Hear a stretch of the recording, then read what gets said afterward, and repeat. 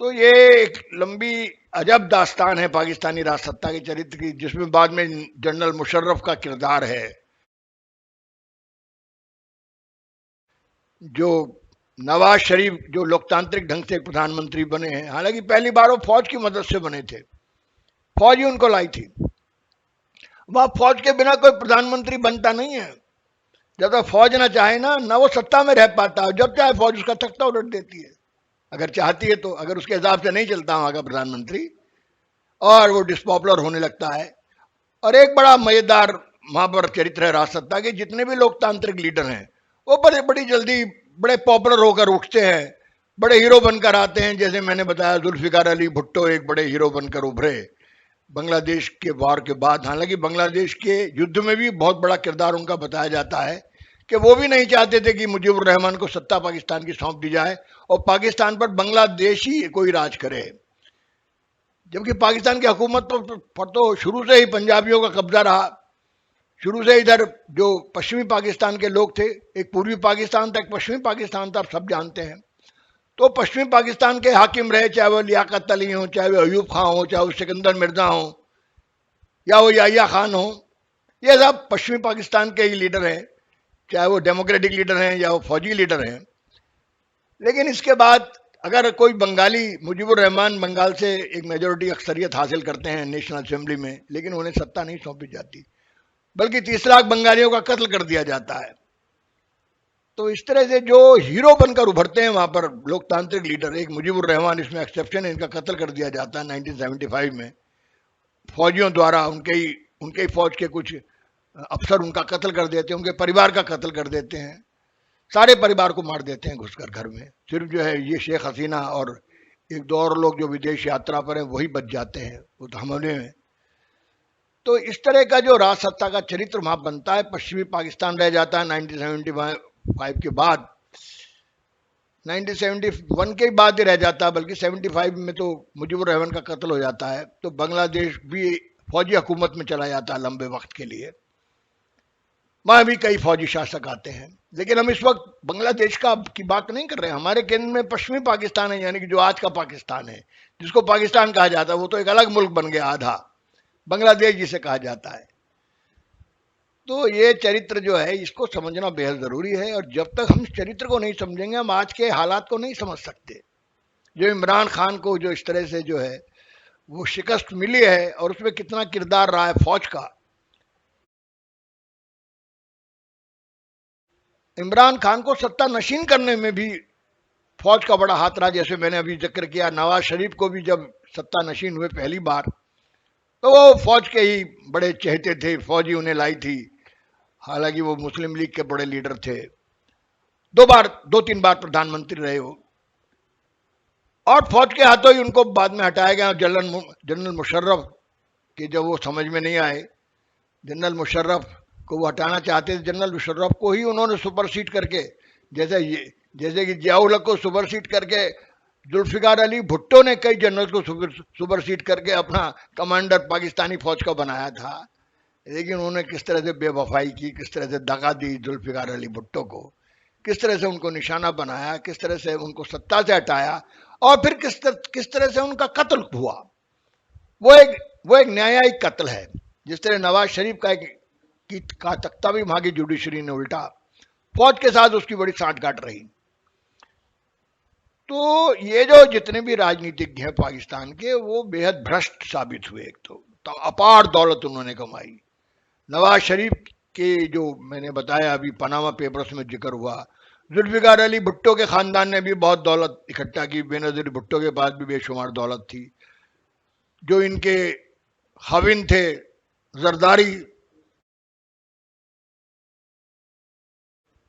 साहब, बेनजीर भुट्टो के खाविन, उनके शौहर जो प्रेसिडेंट भी रहे पाकिस्तान के, उन पर भी मुकदमा चले आर्थिक भ्रष्टाचार के, और उनको मिस्टर 10% भी कहा जाता है।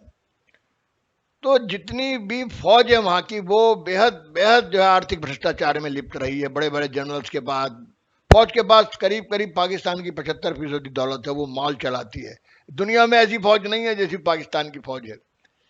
फौजें तमाम दुनिया में हैं, भारत में भी है और एशिया के और मुल्कों में भी है, लेकिन वहां की वहां की फौज एक पूंजीवादी और पूंजीपति फौज है, कॉरपोरेट फौज है, जिसके पास कॉरपोरेट की तरह संपदा है। और 70 से 75% तक पाकिस्तान की संपदा आज भी जमींदारी, सामंती जमींदारी पाकिस्तान में फौज के दम पर ही कायम है। और बड़े बड़े जनरल्स के पास, ब्रिगेडियर्स के पास, कर्नल्स के पास, कप्तानों के पास बहुत बेशुमार दौलत है, बेशुमार जमीनें हैं। और वहां का किसान जिस तरह तबाह और बर्बाद है, शायद एशिया के किसी मुल्क में इसकी मिसाल नहीं दी जा सकती। तो मिलकर ये सब लोग राज सत्ता चलाते हैं, कभी कोई किसी को उलट देता है, कभी कोई लोकप्रिय हो जाता है, कभी कोई बदनाम हो जाता है, फिर उसको हटा दिया जाता है। यही हाल इमरान का हुआ है। इमरान खान भी बड़े हीरो बनकर क्रिकेट के बड़े खिलाड़ी रहे। 1982 का वर्ल्ड कप उन्होंने जीता। बाद में उन्होंने सियासत के मैदान में दस्तक दी और एक नई पार्टी बनाई, तहरीक इंसाफ पार्टी। जैसे मैंने कहा, दो ही पार्टियां वहां मुख्य पार्टियां थी। हालांकि एक और पार्टी भी थी, अवामी पार्टी, जो उधर पख्तूनिस्तान में जिसका ज्यादा वजूद था, जो जो फ्रंटियर प्रोविंस है वहां का। और वो एक बड़ी खान अब्दुल गफ्फार के छोटे भाई उस पार्टी को चलाते थे। लेकिन वो कभी मुख्य किरदार नहीं बनी, मुख्य शक्ति नहीं बनी। वो एक प्रांतीय शक्ति रही। जिस तरह से एमक्यूएम है वहां पर, मुआजिर कौमी मूवमेंट, वो भी एक प्रांतीय शक्ति है, वो उसका वजूद सिर्फ सिंध में ही है। लेकिन राष्ट्रीय शक्ति के रूप में, राष्ट्रीय पार्टी के रूप में दो ही पार्टियां पहले थी अस्तित्व में। एक थी मुस्लिम लीग, जो आजकल मुस्लिम लीग नवाज के नाम से जानी जाती है। उसके दो टुकड़े हो गए थे जब नवाज शरीफ को सत्ता से बेदखल कर दिया गया था। और एक पीपुल्स पार्टी,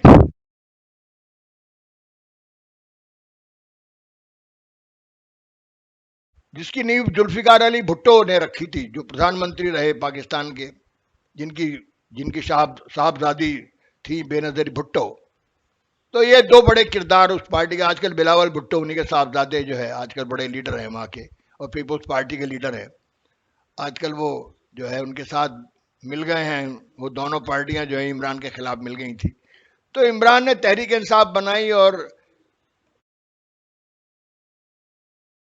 2018 में, करीब 3.5 साल बाद, 3.5 साल पहले, बहुत बड़ा उनको एक सपोर्ट मिला। हालांकि वो फुल फ्लेजेड मेजोरिटी के साथ नहीं आए, दो और पार्टियां आई उनके साथ, छोटी पार्टियां, जिसमें एमक्यूएम भी एक पार्टी है, बलूचिस्तान की भी एक पार्टी है। तो ये दो, इन सब ने मिलकर एक हुकूमत बनाई और वो 3.5 साल चली।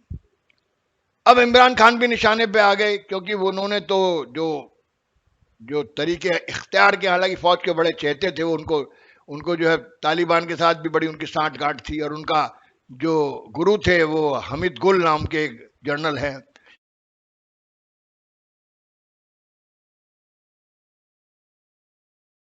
जो आईएसआई के चीफ भी रहे हैं। और वो उनका बड़ा किरदार रहा है जिहादी बनाने में पाकिस्तान की फौज को।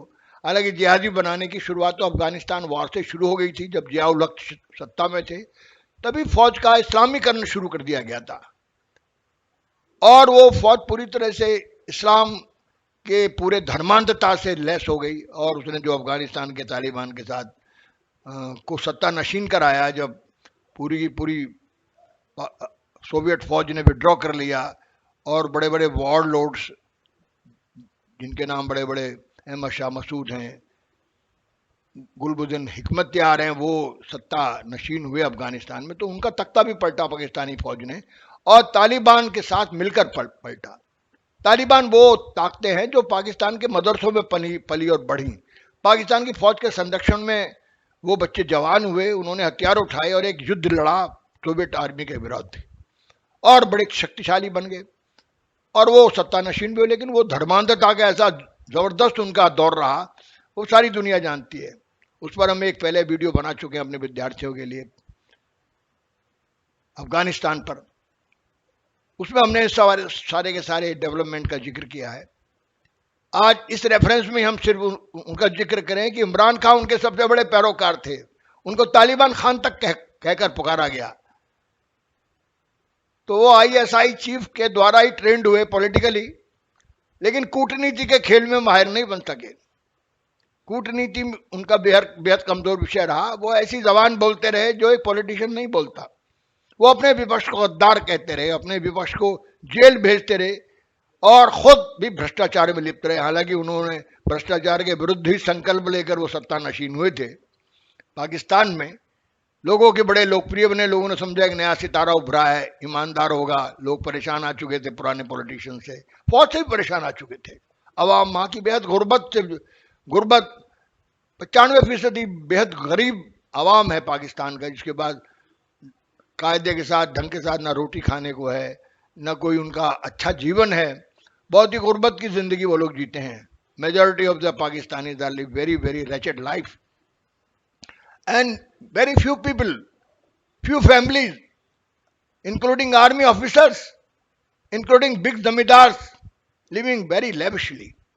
तो एक तरफ तो अय्याशी के महल हैं और एक तरफ गुर्बत की दास्तान है। यही पाकिस्तान है, यही पाकिस्तान है। तो इस तरह से ये पाकिस्तान बार बार उम्मीद करता है कि कोई ऐसा सितारा आएगा। उसने जुल्फिकार अली भुट्टो से भी बड़ी उम्मीदें लगाई थी। वो सोशलिज्म की बात करते थे, चीन के बड़े प्रिय थे, चीन ने भी उनको बड़ी मोहब्बत दी। इमरान खान को भी चीन ने बड़ी मोहब्बत दी। और जिस तरह से अमेरिका नाराज हुआ जुल्फिकार अली भुट्टो से, बिल्कुल वही कहानी इमरान खान की भी है। इमरान खान भी उतने ईमानदार नहीं रह सके जितनी उनसे उम्मीद की जाती थी। जुल्फिकार अली भुट्टो और उसका परिवार भी ईमानदारी के साथ सियासत नहीं कर सका। नतीजा ये हुआ कि उनकी बलि चढ़ा दी गई, जुल्फिकार अली भुट्टो की भी बलि चढ़ाई गई, मौत दी गई, बड़ी दर्दनाक मौत दी गई, सजाए मौत दी गई। फिर बेनजीर भुट्टो को भी मौत दी गई, उनकी साहबजादी को भी। अब इमरान को भी एक तरह से सियासी मौत दे दी गई, एक सियासी कत्ल हुआ उनका भी। कारण क्या था कि इमरान खान अक्सरियत न खोते अगर अमेरिका उनसे नाराज ना होता। अमेरिका के खिलाफ हो गए वो। तालिबान खान थे, अमेरिका उनसे नाराज हो गया। अमेरिका हार रहा था अफगानिस्तान में, उनको लगता था पाकिस्तान को जो दौलत अमेरिका दे रहा है, ट्रंप साहब ने भी कहा ये बात कि 15 साल तक पाकिस्तान ने हमें धोखा दिया। और धोखा देने वालों में इमरान नहीं, उसके पहले भी हाकिम हैं, जो हुक्मरान रहे वहां के, जो प्रधानमंत्री रहे, जो जनरल्स रहे, उनका सभी का किरदार है। वो हक्कानी ग्रुप को मदद करते रहे, दौलत इधर दे रहे। अफगान ग्रुप जो लड़ रहे थे अमेरिकन फौज के खिलाफ, नाटो फौज के खिलाफ, उनको पूरी की पूरी मदद करते रहे अंदर खाने। अमेरिका बेहद नाराज हुआ। अमेरिका ने पूरी मदद बंद कर दी, ट्रंप साहब ने बंद कर दी थी, बिडेन भी उसी नीति पर कायम रहे। और अब जब उस शून्य को चीन ने भरा तो चीन के चहेते हो गए। जैसे मैंने कहा ना, जुल्फिकार अली भुट्टो भी चीन के बड़े चहेते हो गए थे, बहुत प्यारे हो गए थे, बड़े दुलारे हो गए थे। वैसे ही इमरान खान भी हो गए। इमरान खान भी चीन का बैंड बजाने लगे। और अभी रूस के साथ जाकर मिले जब ये यूक्रेन वार का आगाज ही हुआ था। 25 फरवरी को उनकी मुलाकात पुतिन साहब के साथ हुई तो बेहद और नाराज हो गया। और वो एक चिट्ठी दिखाते रहे बाद में अपनी तकरीरों में इमरान खान कि देखिए मुझको तो अमेरिका हटा रहा है, उसकी साजिश है, विदेशी साजिश है। और वो किसकी साजिश है या नहीं है ये तो इतिहास सिद्ध करेगा। इसको बाद में अभी तो ये नहीं कहा जा सकता। लेकिन ऐसे इल्जामात इमरान खान साहब ने लगाए, पाकिस्तान के जो प्रधानमंत्री थे उन्होंने लगाए अमेरिका पर। और उसी वक्त जो है समझिए वहां के जो सबसे बड़े जर्नल थे वाजवा साहब, जिनको इन्होंने एक्सटेंशन दिया था, हालांकि इनके साथ उनकी तकरार जब भी शुरू हो गई थी जबकि वो अपनी मर्जी का ISI चीफ बनाना चाहते थे। इमरान खान अपनी ताकत का इस्तेमाल, अब सब जानते हैं ISI काम करती है फौज के अंडर में। वहाँ की जो इंटरस्टेट इंटेलिजेंस एजेंसी है उसका जो सबसे बड़ा चीफ होता है वो लेफ्टिनेंट जनरल होता है। और उसका वो कौन होगा ये पाकिस्तान की फौज तय करती है। Because Pakistan controls the real political power in Pakistan and real political power lies with the army, not with the politicians. क्योंकि मैंने कहा ना, जब फौज को पॉलिटिशियन सूट नहीं करते फौज उनको हटा देती है, कई बार जुडिशरी के साथ मिलकर हटा देती है। तो वहां का राज सत्ता का चरित्र समझना इतना आसान नहीं, बड़ा जटिल चरित्र है। संविधान जरूर है वहां पर, लेकिन संविधान का कितना पालन होता है, कितना उसे लागू किया जाता है, वो अपरिपक्व लोकतंत्र है। इसीलिए पाकिस्तान को फेल्ड स्टेट कहते हैं हम लोग। सारी दुनिया के पटल पर पाकिस्तान को फेल्ड स्टेट क्यों कहा जाता है? क्योंकि आर्थिक दृष्टि से तो वो तबाह है ही, बुरी तरह से तबाह है। आप जानते हैं अब IMF ने कर्ज भी देना बंद कर दिया, वेस्ट से बड़ी मदद मिलती थी, अमेरिका नाराज हो गया, चीन निवेश जरूर कर रहा है लेकिन अपने फायदे की दृष्टि से। चीन तो किसी को मदद करता नहीं है। चीन का जो चरित्र है सब जानते हैं। चीन तो फायदा कमाने के लिए आता है, इन्वेस्ट करता है, बाद में कब्जा करता है। जैसे श्रीलंका की हालत की है, वही पाकिस्तान के अंदर बड़ा भारी निवेश किया है उसने, अरबों खरबों डॉलर्स का निवेश किया। बड़ी लंबी दास्तान है इस बात की भी। रूस ने तो कुछ दिया नहीं है, रूस ने तो दोस्ती भी नहीं की पाकिस्तान से। हालांकि इमरान खान गए, सोचा है इसी खेमे में शामिल हो जाऊं, कोई ना कोई खेमा तो चाहिए, लेकिन वह है ना खुदा ही मिला ना बसाले सनम, ना यहाँ के रहे ना वहां के रहे। अमेरिका नाराज हो गया, रूस अपना नहीं हुआ। चीन तो किसी का अपना है ही नहीं। चीन का जो चरित्र है वो फिर कभी चीन पर जब बात होगी तो हम बात करेंगे, क्या कैरेक्टर बन गया है चीन का, किस तरह से साम्यवाद और समाजवाद की जगह किस तरह से चीनी राजसत्ता का चरित्र पूंजीवादी बना, मुनाफाखोर चरित्र बना। पहले अमेरिका ही एक बड़ा मुनाफाखोर देश था, दुनिया का साम्राज्यवादी देश, लेकिन उसकी टक्कर का एक और देश विश्व पटल पर आ गया, महाशक्ति बन गया है जिसका नाम चीन है। तो पाकिस्तान दोनों के बीच झूल रहा है अब। पाकिस्तान के हुक्मरान, पाकिस्तान के जमींदार, पाकिस्तान के सामंत सब अमेरिका परस्त हैं। वो नहीं चाहते कि यहां पर सोशलिज्म जैसी कोई हवा बहे, लेकिन मजबूरी सियासी ऐसी है कि कई बार चीन की तरफ जाना पड़ता है। अमेरिका जब बेहद नाराज हो जाता है फिर अमेरिका को ये राजी करने की कोशिश करते हैं। तो इस तरह इमरान खान भी अमेरिका और चीन के बीच एक तरह का पेंडुलम बन गए और अंततोगत्वा उनका एक तरह का तख्ता पलट हो गया। और उस तख्ता पलट में किरदार सिर्फ पॉलिटिशियंस का ही नहीं है, बल्कि बहुत बड़ा किरदार फौज का और वहां की जुडिशरी का भी है। ये दोनों मिलकर ही वहां की हुकूमत को अब संचालित करते हैं। नवाज शरीफ के साथ भी यही हुआ कि बहुत सारे लोग भ्रष्ट रहे, अखंड भ्रष्टाचार में डूबे रहे। आसिफ अली जरदारी साहब, कौन नहीं, एक का तो नाम बताओ जो ईमानदार पर। इमरान खान की जो अपनी बेगम है बुशरा खान, उनकी एक सहेली है फराह खान, उनके बाद अरबों की दौलत उन्होंने इकट्ठी की इमरान खान के दौर में, जबकि इमरान खान से उम्मीद की थी कि इमरान खान कम से कम एक ईमानदार सरकार चलाएंगे। वो एक क्रिकेटर हैं, उन्होंने बहुत सारे ऐसे काम भी किए, जो बड़ा हॉस्पिटल बनवाया, कैंसर हॉस्पिटल, कई सारे वो चैरिटेबल भी काम करते रहे। लेकिन वही है कि दान का चर्चा घर घर पहुंचे, लूट की दौलत छुपी रहे। क्या मिली ऐसे लोगों से जिनकी फितरत छुपी रहे, नकली चेहरा सामने आए, असली सूरत छुपी रहे। तो वही इमरान खान साबित हुए कि उनका असली चेहरा तो लोगों के सामने अब आया है ना। जब बुशरा खान के ऊपर बेहद बड़े संगीन इल्जाम लगे, वो तो तंत्र मंत्र से, जादू टोने से, टोटके से हुकूमत चला रही थी पर्दे के पीछे से।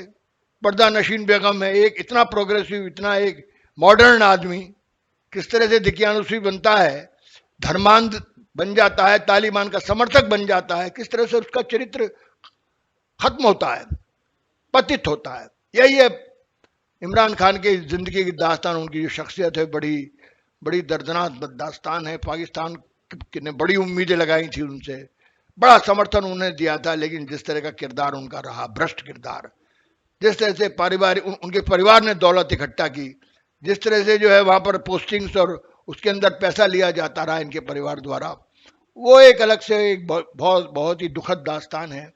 हालांकि वो दास्तान तकरीबन सभी पॉलिटिशियंस की है वहां पर, सिर्फ इमरान खान ही नहीं है उसमें, भुट्टो का परिवार भी है उसमें, नवाज का परिवार भी है।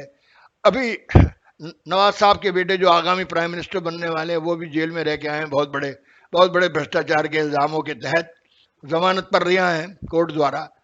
तो ये बहुत बड़ी दास्तान है। मैंने बहुत संक्षेप में इस पाकिस्तानी राजसत्ता के चरित्र पर आज अपनी बातचीत केंद्रित की।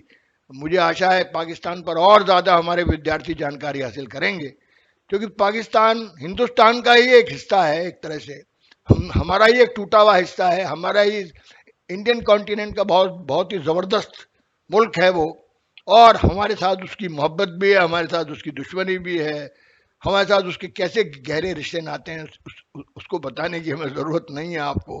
हमारी रगों में वही खून है जो पाकिस्तान की रगों में है, वो हमारे भाई हैं, लेकिन हमारे दुश्मन भी हैं। भाई का भाई दुश्मन हो जाता तभी महाभारत होती है। महाभारत हमारे बीच चल भी रही है लंबे वक्त से, जब से आज़ादी हमें हासिल हुई है। भाई से लड़ रहा है, जाने कब तक लड़ेगा कोई नहीं जानता। क्या इसका अंत होगा, कौन कृष्ण जन्म लेगा जो युद्ध का अंत करेगा, ये तो आने वाला इतिहास ही फैसला करेगा। शुक्रिया, धन्यवाद, जय हिंद, जय भारत।